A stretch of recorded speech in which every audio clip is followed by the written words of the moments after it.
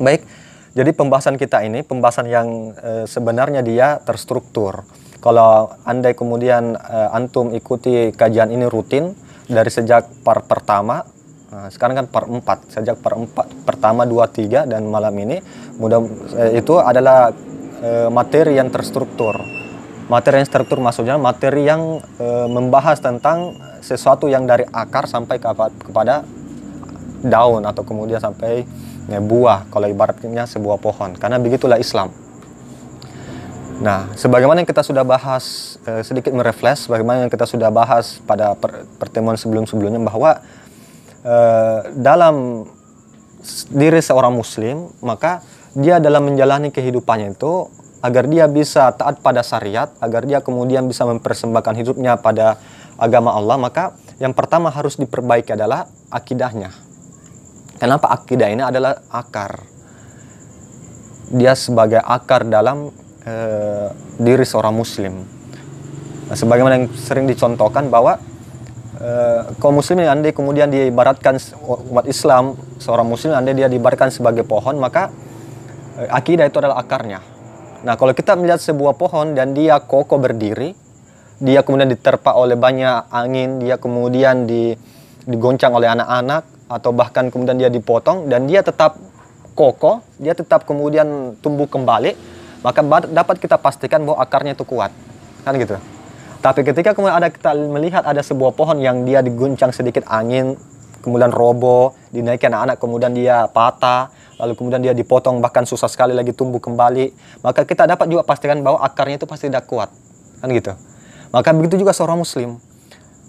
Nah, seorang muslim ini dia harus kemudian taat pada syariatnya, kan, nah, karena agama itu kan bukan hanya sebatas aturan dalam ibadah ritual saja, tapi juga sebatas dalam pedoman hidup. Hudalinnas wa banatim minal huda wal furqan, kan gitu. Hudalinnas sebagai petunjuk bagi manusia dan penjelasan terhadap petunjuk-petunjuk itu dan sebagai pembeda, al-furqan. Nah, harusnya sebagai seorang muslim itu dia punya prinsip dalam menjalani kehidupannya itu berdasarkan syariat Islam. Nah, ketika kemudian akidah ini tidak kuat dalam diri seorang muslim, maka begitu ada kemudian godaan-godaan yang mencoba dia terjerumus dalam kemaksiatan, maka dia gampang tergoda. Tapi begitu kemudian akidahnya ini kuat, dia paham tentang Islam, maka insya Allah ketika kemudian dia diajak oleh orang-orang, mungkin teman-temannya yang di sekelilingnya itu mengajak pada suatu keburukan, dia gampang untuk menolak, bahkan gampang untuk membalik untuk mengajak kepada kebaikan. Ya, kenapa ya? Karena setan itu ada dua jenis, kan? Ada dua jenis. Yang sebagian kita sudah paham dan sudah hafal di akhir daripada surat An-Nas. Apa bunyinya? Minal jinnati wan nas, dari kalangan jin dan manusia. Nah, kalau dari kalangan jin ini, ya ini gampang saja kita kita hindari. Insya Allah dengan kemudian istighfar, dengan kemudian berudu, sholat dan sebagainya, itu bisikan-bisikan setan dari kalangan jin ini mudah kita kemudian hilangkan. Nah, yang menjadi masalah adalah ini setan dari kalangan manusia yang berwujud manusia. Kenapa demikian? Ya karena setan dari kalangan manusia ini tidak hanya membujuk, tidak hanya mengajak, tidak hanya membisiki kita, tapi juga bisa memfasilitasi. Misalnya, bro, ayo pergi tempat karaoke. Tidak ada uangku. Tidak ada uangku untuk patungan. Tenang, saya bayar. Enggak gitu. Bro, ayo pergi tempat hiburan malam. Tidak ada uangku untuk bayar ini. Tenang, dan saya bayarkan. Dan saya fasilitasi dan sebagainya. Nah, itu yang kemudian kadang kita untuk susah untuk hindari sebagai makhluk sosial yang harus kemudian bersosialisasi dengan teman-teman kita. Nah, maka itulah yang menjadi penting. Tapi ketika kemudian akidah ini yang kuat dalam diri seorang muslim, maka dia gampang untuk membendung bisikan-bisikan baik dari kalangan jin maupun dari kalangan manusia itu. Nah, maka itu yang pertama kemudian kita bahas di pertemuan sebelumnya tentang akidah ini. Namun walaupun kemudian sudah lewat, tapi insya Allah nanti kalau kemudian antum semangat dan serius untuk mengikuti kajian ini secara rutin dan insya Allah akan ikut pada kegiatan selanjutnya, maka kita akan mendapati materi itu kembali dan lebih mendalam lagi. Nah itu sedikit sekilas tentang pertemuan-pertemuan sebelumnya. Maka pada kesempatan malam hari ini kita sedikit membahas tentang masalah Islam itu sendiri. Nah kalau bukan Islam ya apalagi mau dibahas kan? Apalagi yang kumpul-kumpul sini apa namanya orang yang soleh saya lihat hitam-hitam dijatnya nih. Ya, jadi kalau kita kemudian melihat Islam, maka Islam itu adalah hakikatnya dia adalah membawa perubahan. Dia merubah. Jadi Islam itu adalah hakikatnya dia merubah. Siapapun yang kemudian mendekat pada Islam, siapapun yang kemudian mengenal Islam dan mengkaji Islam, dan bahkan mengkaji, mendalami Islam dan mendakwakan Islam, pasti akan terjadi perubahan dalam dirinya. Karena tabiat Islam itu merubah seseorang. Kalau kemudian kita tidak percaya, maka coba kita lihat kemudian sejarah para sahabat. Nah, di kalangan para sahabat, saat baginda Rasulullah Muhammad SAW kemudian mengajarkan Islam pertama kali, maka ada beberapa sahabat yang punya latar belakang yang berbeda-beda. Nah, ada sahabat yang kemudian awalnya itu dia seorang seorang ya dalam tanda kutip seorang preman, orang disegani, ditakuti oleh masyarakat setempat. Siapa dia? Umar bin Khattab kan? Kenal Umar tak? Kenal Umar? Bukan gak kompleks. Jadi ada seorang sahabat yang namanya Umar bin Khattab ini. Sebelum dia masuk Islam, kita kenal sejarahnya bahwa Umar ini adalah orang yang cukup disegani di lingkungannya, masyarakatnya. Bukan hanya disegani tapi ditakuti. Kenapa ya? Karena kita bisa mendapat bagaimana ciri-ciri daripada Umar. Dia memiliki karakter yang keras. Bukan hanya karakter yang keras tapi tubuhnya itu begitu keras dan besar. Saking besarnya itu Umar, dalam salah satu riwayat menceritakan bahwa pedang Umar itu panjangnya itu kurang lebih 2 meter bahkan. Bayangkan 2 meter panjangnya pedang Umar. Kira-kira kalau panjangnya itu 2 meter, kira-kira orangnya bagaimana tingginya? Mungkin tidak kalau tingginya kayak kita yang 150-an lebih. Nah mungkin bagaimana cara tarik pedang dari sarungnya itu kan, kalau tingginya hanya kayak kita, otomatis dia lebih besar daripada itu. Nah sekali kemudian dia menyabitkan kemudian pedangnya, maka puluhan kepala yang hilang, saking kuatnya itu. Kalau dia kemudian berkelahi, ya paling minimal dia kasih patah tulang orang. Nah saking ditakuti, saking disegani. Nah itu bahkan sebelum dia masuk Islam, menjelang dia masuk Islam, dia bahkan untuk ingin mencari untuk Rasulullah untuk dia mau bunuh. Bayangkan, dia berteriak, dia kemudian mencari Rasulullah untuk mau dia bunuh. Karena membawa ajaran yang tidak bertentangan dengan keyakinan nenek moyang mereka. Nah begitu kemudian singkat cerita Umar bin Khattab ini kemudian hijrah. Dia kemudian masuk Islam, mengucapkan 2 kalimat syahadat, dan dia menjadi bagian daripada dakwah daripada baginda Rasulullah bersama Rasulullah untuk menyebarkan Islam, mengkaji Islam lebih dalam. Apa yang terjadi terhadap Umar bin Khattab ini, memiliki latar belakang ini dalam tanda kutip tadi preman, maka terjadi perubahan yang 180 derajat perubahannya. Yang tadinya orang segan, yang tadinya orang takut bertemu sama dia, langsung tiba-tiba orang kemudian tempatnya untuk berlindung terhadap dia. Orang segani dia. Bahkan Umar bin Khattab kita kenal sebagai Amirul Mukminin, sebagai pemimpin kaum muslimin, sebagai khalifah pengganti daripada Abu Bakar. Dan sebelumnya Rasulullah, baginda Rasul Muhammad SAW. Itu terjadi perubahan. Yang berubah apa? Apakah kemudian pakainya yang berubah? Tidak, tetap. Apa kemudian karakternya yang berubah? Tidak, tetap keras. Tapi yang berubah adalah pemikirannya, akidahnya yang berubah. Sehingga namanya kita kenang sampai sekarang.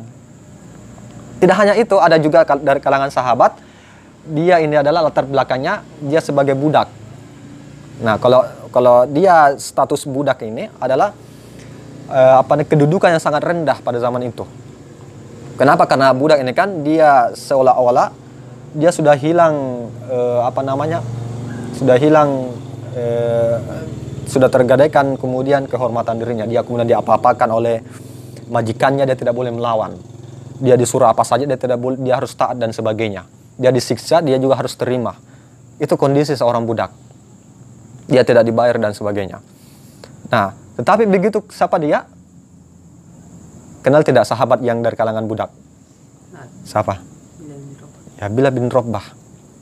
Seorang sahabat yang dari kalangan budak ini, Dia tidak dikenal. Nah, kalau kita melihat ada orang yang kemudian memiliki seperti itu, kondisi seperti itu, dia budak, tidak ada yang bisa dibanggakan terhadap dia, dan yang bisa dibanggakan, tidak ada yang bisa dia ambil manfaatnya. Nah, kira-kira kita mau tidak berkenalan secara mendalam atau berkenalan secara lebih jauh lagi terhadap dia? Nah, pasti malas. Kenapa? Karena tidak ada yang bisa dimanfaatkan. Nah, itu kalau dalam pandangan secara umum masyarakat. Nah, tetapi apa yang terjadi terhadap Bilal bin Rabah ketika kemudian dia hijrah, masuk Islam dan kemudian mengkaji Islam dan ikut mendakwakan Islam bersama baginda Rasulullah Muhammad, terjadi 1800 derajat perubahannya juga. Yang tadinya orang kemudian malas berkenalan sama dia, yang tadinya orang kemudian malas kemudian kenalan dia lebih jauh, lebih dekat, tapi begitu masuk Islam, semua orang dekat sama dia. Bahkan dia dimuliakan. Bahkan Rasulullah itu menunjuk dia sebagai muazin pada zamannya, yang pada saat itu tidak sembarang orang yang tunjuk, karena pahalanya luar biasa. Apakah kemudian yang membuat perubahan itu pakaiannya yang berubah? Tidak. Apakah yang membuat itu karakternya yang berubah dan wataknya yang berubah? Tidak. Yang berubah adalah pemikirannya tentang Islam, akidahnya yang berubah. Itu yang terjadi. Nah, begitu juga ada dari kalangan seorang sahabat juga yang datang daripada pinggiran kota, ya, yang bisa disebut dengan anak desa kan, yang masih remaja juga.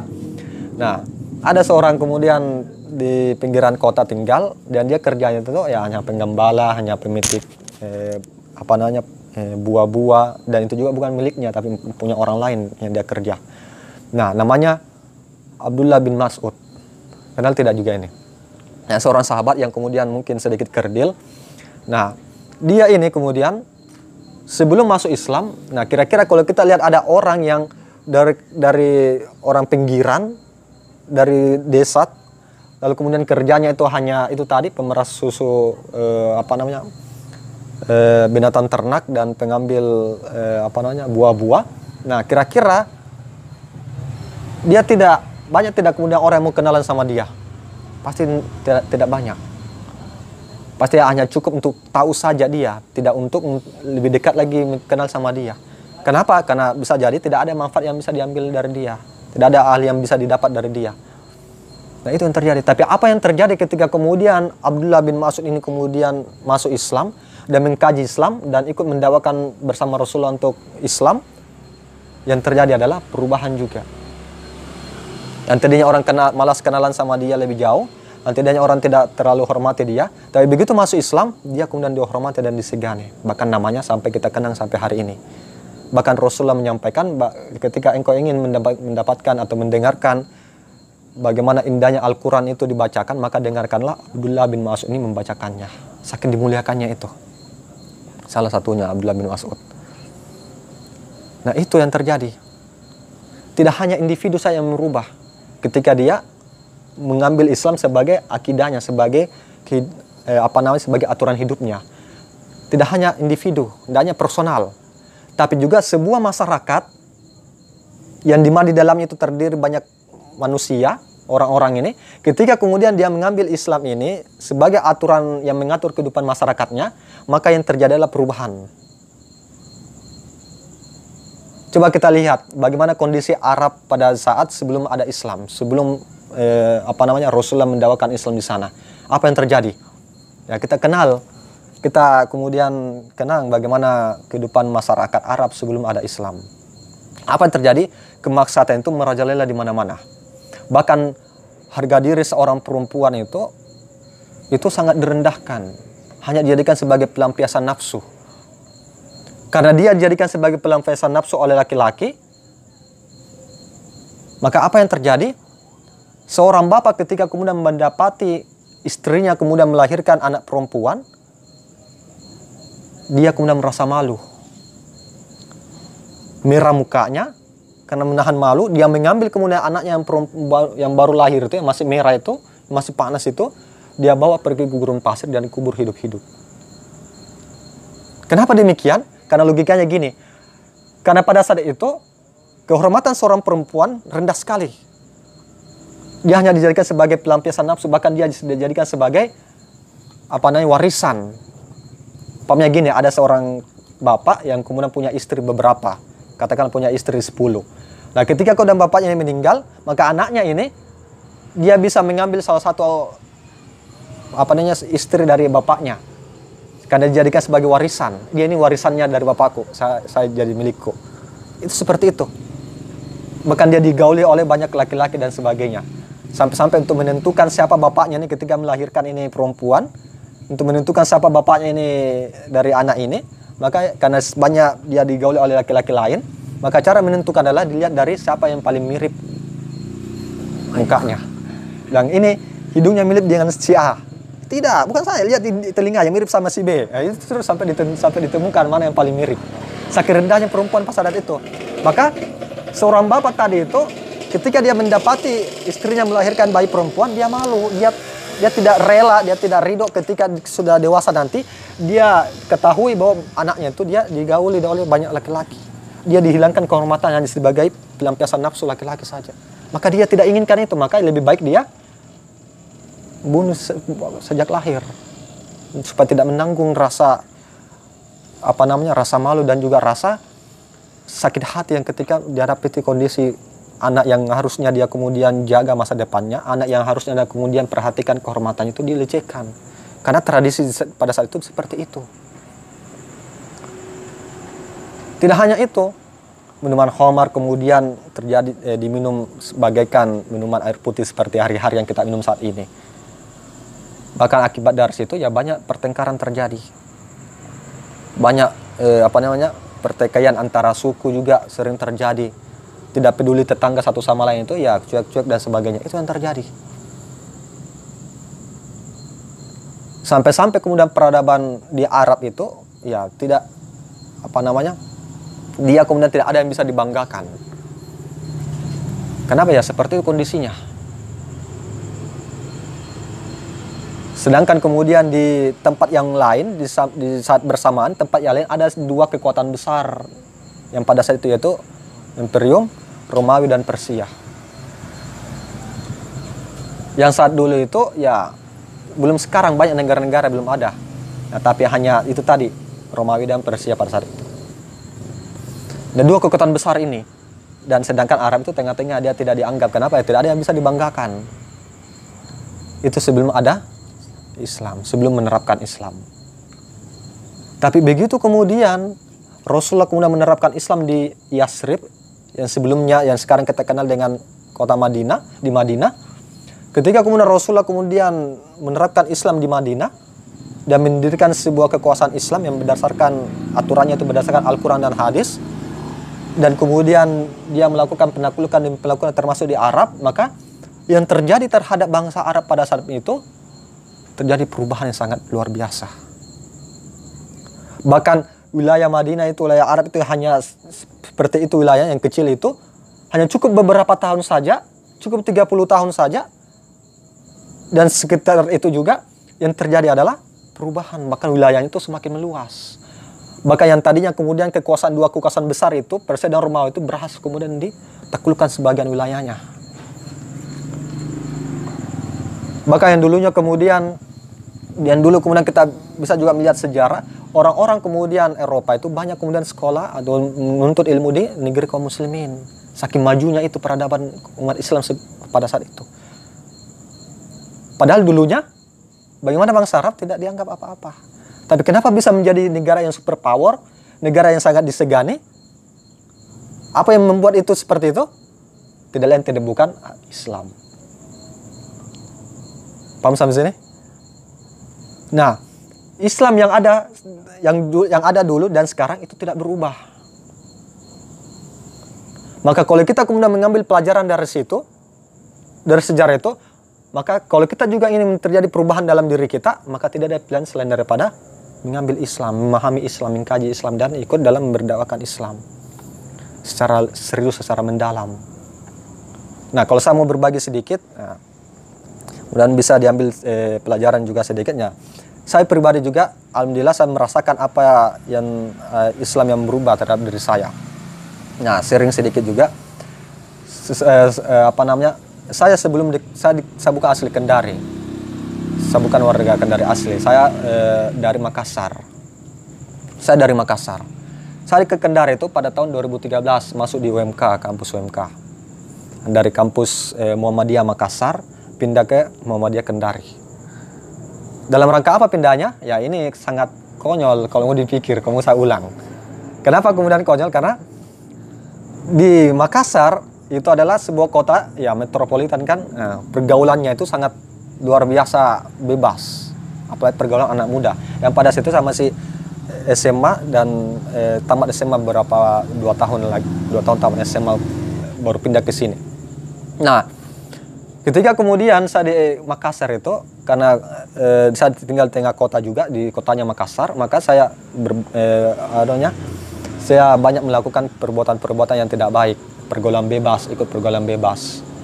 Tapi karena di Makassar saya kemudian lahir, tinggal dan juga keluarga besar saya juga di Makassar, maka banyak yang kenal saya. Karena banyak yang kenal saya sehingga saya juga agak agak was-was kalau melakukan suatu keburukan, satu kemaksiatan.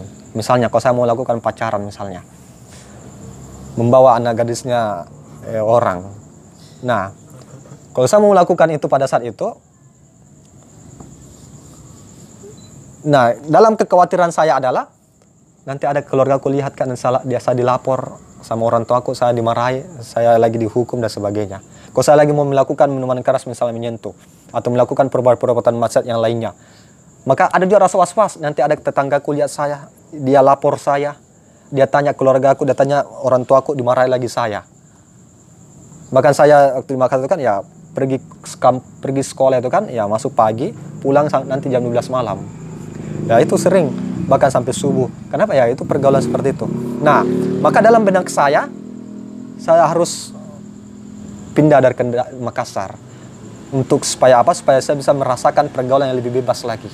Karena kalau saya tetap di Makassar tidak bisa melakukan banyak hal. Kenapa? Karena terintegrak saya, kan gitu. Banyak yang bisa lihat saya dan lapor. Maka dalam benak saya harus merantau di satu tempat yang itu setidaknya sedikit sekali yang kenal saya. Bukan sedikit, bukan tidak ada yang kenal saya. Maka akhirnya singkat cerita, ya saya ke Kendari 2013. Pindah dari Makassar, kuliah Makassar, semester 2, pindah ke sini, lanjut semester 2. Integrasi, masuk di kampus UMK. Nah begitu kemudian masuk, nah pikiran saya, wah bebas saya nih. Tidak ada yang kenal saya kan gitu. Mau bikin apapun, mau guling-guling di aspal ya tidak masalah, kan tidak ada yang kenal saya kan gitu. Maka ya itu pikiran saya, maka awal masuk kampus, kuliah, saya ajak teman-teman saya pergi tempat karaoke sering. Pergi nongkrong di KB sampai subuh bahkan, sering dulu awal-awal. Tapi qadarullah, alhamdulillah Allah menyelamatkan itu semua dari perbuatan-perbuatan itu. Saya kemudian diajak untuk kajian seperti ini awal-awalnya. Ikut kajian walaupun awalnya terpaksa kan. Diajak, dijemput, bahkan di rumah diajak lagi, dijemput, dipaksa. Nah sampai lambat seiring waktu, karena seringnya kemudian diajak, dijemput dan sebagainya, maka merasa nyaman. Merasa nyaman ikut, merasa memuaskan akal kajian-kajian yang kita ikuti, sehingga kita suka. Maka ya lambat laun ya akan semakin kita merasa ingin untuk ikut terus. Nah, menjadi pertanyaan, andai kemudian saya tidak mengkaji Islam seperti ini, ya mungkin saya sudah tidak tahu bagaimana kondisi saya. Mungkin saya sudah bikin rusak nanya orang. Mungkin saya sudah berada dalam jeruji besi. Mungkin saya sudah dipulangkan ke Makassar dengan membawa nama yang sudah tidak baik. Kenapa? Karena niat saya memang untuk pindah ke Kendari itu memang niat yang jelek memang. Tapi alhamdulillah, ya mungkin berkat doa orang tua juga kan, dan orang-orang sekitar itu mendoakan yang baik, sehingga ya Allah menyelamatkan dengan melibatkan saya itu ikut kajian-kajian Islam. Nah itu perubahan yang dialami. Nah itu yang terjadi. Itulah kemudian Islam itu tabiatnya itu merubah. Maka teman-teman sekalian yang mungkin masih semester awal di kuliah, maka kesempatan ini untuk mengkaji Islam itu terbuka lebar. Karena kalau antum kemudian sudah selesai kuliah, itu sangat sedikit lagi waktu untuk bisa meluangkan untuk mengkaji Islam lebih banyak, bahkan hanya terbatas, bukan hanya malam saja.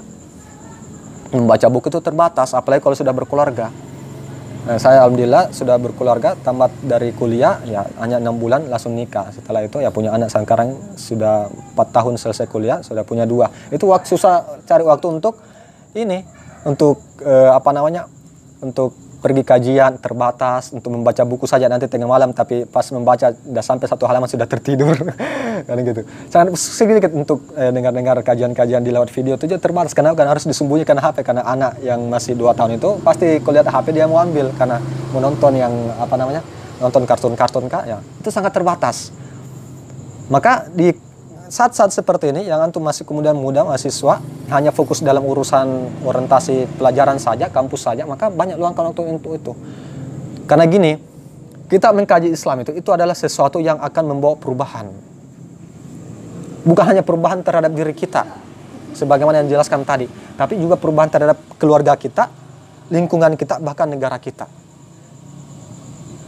Karena kenapa? Karena ya sebagaimana sudah dibahas juga sebelumnya di pertemuan sebelumnya kan. Nah, kalau kita melihat faktanya hari ini, orang-orang yang melakukan kerusakan, orang-orang yang melakukan korupsi, orang-orang yang kemudian melakukan penggelapan dana haji, orang-orang yang kemudian melakukan korupsi lobster yang kemarin, orang-orang yang kemudian melakukan pergaulan bebas dan memberikan izin tempat prostitusi dan sebagainya, itu adalah kira-kira orang yang berpendidikan atau tidak?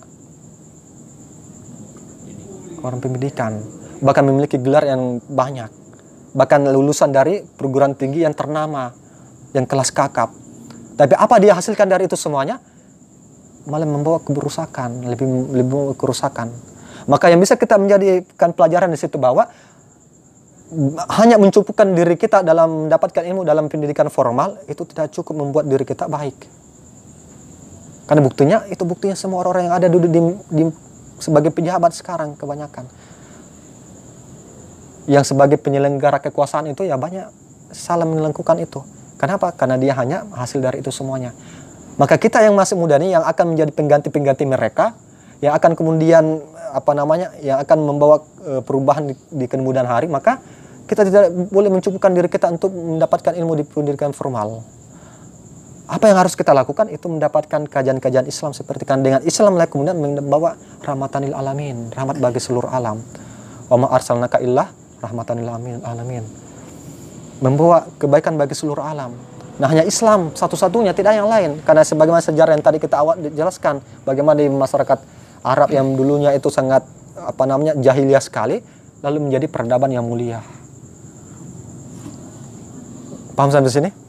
Nah, ini yang saya kira hanya sebagai pembakar semangat saja, sebagai sedikit sharing pengalaman sedikit, maka itu yang terjadi. Ya, saya juga pribadi, sebelum kemudian mengkaji Islam seperti ini, ya luar biasa malunya tampil di depan publik misalnya. Jangankan tampil di depan publik, depan kelas itu, kalau membawa, kan biasa itu di kelas-kelas kan dibagi kelompok, lalu setiap kelompok memaparkan hasil diskusinya dengan kelompok di depan teman-teman kelasnya, kan gitu biasa dah. Dikasih maju ke meja, baru kita duduk di situ. Nah, kalau membacakan saja hasil makalah yang dibuat kelompokku itu, gemetar saja. Itu hanya membaca saja, bukan mau menyampaikan pendapat, tidak. Itu sudah gemetar. Itu sebelum kasih tapi alhamdulillah setelah mengkaji Islam banyak perubahan. Alhamdulillah mulai mendapatkan sedikit kemampuan skill untuk menyampaikan pendapat secara terinci, terasa terstruktur dan sebagainya. Itu di mana didapatkan? Lewat kajian Islam, lewat ikut dalam kajian Islam. Nah, yang terakhir bahwa untuk mendapatkan perubahan itu dalam diri kita, maka setidaknya ada 2 hal yang harus kita miliki. Kita tidak cukup untuk memahami Islam itu perubahan. Oke, selesai, tidak. Oh, Islam itu benar, tidak cukup hanya itu. Tidak cukup. Maka setidaknya ada hal yang harus kita lakukan supaya efek dari Islam yang ada dalam diri kita ini, yang kita alhamdulillah sudah mungkin Islam sejak lahir ini, supaya dia berefek, maka setidaknya ada beberapa hal yang harus kita lakukan. Yaitu pertama adalah kita harus tingkatkan ketakwaan pribadi kita, personal kita, kualitas personal kita. Bagaimana itu? Dengan banyak ikut kajian Islam. Dengan banyaknya kita ikut kajian Islam itu ya pemikiran kita lebih terbuka, pemikiran kita lebih berkualitas. Itu saja kita pahami yang secara umum, yang kehidupan sosial tidak, tapi juga terkait tentang agama kita sendiri. Karena ketika kemudian seseorang itu mengkaji Islam, maka dia akan semakin haus. Kenapa kemudian semakin haus? Karena Islam itu adalah sebuah solusi. Dia akan merasa greget ketika dia dapat pemahaman Islam dan dia melihat realita kondisinya itu tidak sesuai dengan Islam, dia akan merasa greget. Kenapa? Karena apa yang dia kaji itu tidak sesuai dengan apa yang dia pahami. Maka dengan itu dia akan berusaha untuk lebih mengkaji lagi supaya bisa memaparkan kepada orang-orang sekitarnya tentang Islam. Ya, maka itu yang pertama, itu banyak-banyak mengkaji Islam. Banyak hal yang bisa kita lakukan dengan itu. Yaitu ikut kajian Islam rutin seperti ini salah satunya, dengar video-video yang ada di HP kita masing-masing kan, dengan kita memanfaatkan paket data kita dengan hal yang baik, dengan nonton video-video ustadz-ustadz kita, kemudian baca buku tentang keislaman dan sebagainya. Itu sarana untuk meningkatkan kualitas keimanan kita dan juga kualitas diri kita. Tapi tidak cukup itu. Kenapa tidak cukup? Karena itu ternyata tidak mampu untuk membentengi diri kita dari serangan dari luar. Serangan yang bisa menjerumuskan kita kepada kemaksiatan. Nah, apa yang kedua yang kita butuhkan? Yaitu melibatkan diri kita dalam sebuah komunitas-komunitas keislaman. Kelompok-kelompok keislaman. Karena dengan itu, diri kita akan terjaga. Keimanan kita akan terjaga. Karena kalau tanpa itu, ya banyak sekali segala di luar sana itu akan siap menerkam kita. Karena Rasulullah menyampaikan itu kan, berpesan bahwa gini, ibaratnya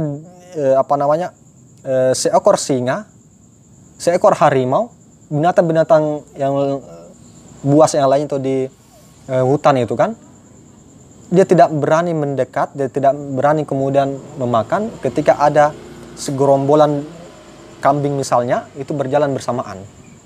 Dia tidak berani menerkam. Tapi begitu kemudian ada satu saja yang keluar daripada barisan jamaahnya itu kambing, keluar daripada barisan teman-temannya itu, maka dia yang diterkam. Maka begitu juga diri kita. Kalau kita kemudian tidak berada dalam lingkungan yang soleh, lingkungan orang-orang yang terdidik dengan Islam, ya maka banyak sekali yang mencoba untuk melabui kita dari satu kemaksiatan, membawa kita pada kemaksiatan. Karena tadi dijelaskan di awal, bahwa setan itu dari kalangan jin dan manusia ini yang rawan, yang ada di sekeliling kita masing-masing. Nah, karena ini sangat penting berada dalam lingkungan atau komunitas yang keislaman itu, yang komunitas dakwah itu, maka itu yang menjaga diri kita. Kenapa demikian? Karena gini, ada teman saya waktu sekolah SMA, saya dari sekolah SMA umum juga, SMA negeri di Makassar. Nah, dari beberapa teman itu ada sebagian dari tamatan pesantren waktu SMP, 3 tahun dia pesantren. Nah, kita tahu bahwa kehidupan dalam pesantren itu ya luar biasa, aturan Islamnya kan, pendidikan karakter Islam itu luar biasa, bahkan dijaga betul santri-santrinya untuk tetap menjalankan ajaran Islam 24 jam bahkan. Tapi begitu kemudian teman saya ini selesai di pesantren tingkat SMP itu dan dia masuk di sekolah negeri, apa yang terjadi terhadap diri dia? Bahkan dia lebih lebih ya bisa dibilang lebih nakal dari saya. Yang saya tamatan dari SMP negeri juga, yang hanya pelajaran agamanya itu ya hanya 1 kali dalam 1 minggu kan gitu. Itu pun juga hanya berapa jam, 2 jam. Nah, dia lebih ngeri perbuatannya, bolos, kemudian pacaran lah, bahkan lebih sangar pacarannya kan. Nah, itu yang dia alami. Nah, bisa kita lihat bahwa pemahaman yang dia bawa dari pesantren itu tidak menjamin dia untuk mendapatkan karakter yang baik di kemudian hari. Tapi apa yang kemudian bisa menjaga diri kita itu adalah terlibat dalam sebuah komunitas dakwah. Kenapa? Karena dengan berjakmanya kita dalam sebuah komunitas dakwah ini dan komunitas keislaman ini, kelompok keislaman ini, maka itu akan menjaga diri kita. Itu akan yang kemudian saling menasehati. Ada pertemuan-pertemuan seperti ini itu akan menasehati kita dan sebagainya. Ada yang kemudian mendorong kita ketika kita down. Ada yang kemudian menegur kita ketika kita terjatuh pada keburukan, kemaksiatan. Tapi kalau tidak ada orang-orang soleh yang dekat pada kita, ya mana ada mau menegur kita, mana dia tahu kalau kita melakukan kesalahan. Mana mau dia membimbing kita, dia sendiri tidak terbimbing kan gitu. Maka dengan gabungnya kita dalam sebuah komunitas dakwah ini sangat penting. salah satu kunci orang itu bisa istiqomah. Kayak itu tadi yang cerita tadi kan, yaitu seperti itu judulnya. Nah, bisa dipahami sampai sini tak? Bisa tangkap. Nah, itu yang kemudian juga saya dapatkan. Andai kemudian saya tidak berada dalam sebuah komunitas keislaman, komunitas dakwah, ya mungkin saya sudah terjerumus pada satu keburukan, satu kemaksiatan. Tapi alhamdulillah, ya Allah masih menyayangi saya pribadi, ya masih diizinkan untuk menjalani kehidupan sesuai dengan Islam, berada dalam sebuah jamaah dakwah. Nah, itu saya kira mungkin bisa dipahami tak? Bisa tangkap. Nah, itu kira-kira mungkin materi malam hari ini sedikit bincang-bincang tentang Islam adalah merubah diri kita. Itu saya kira. Baik, saya kembalikan kepada moderator kita.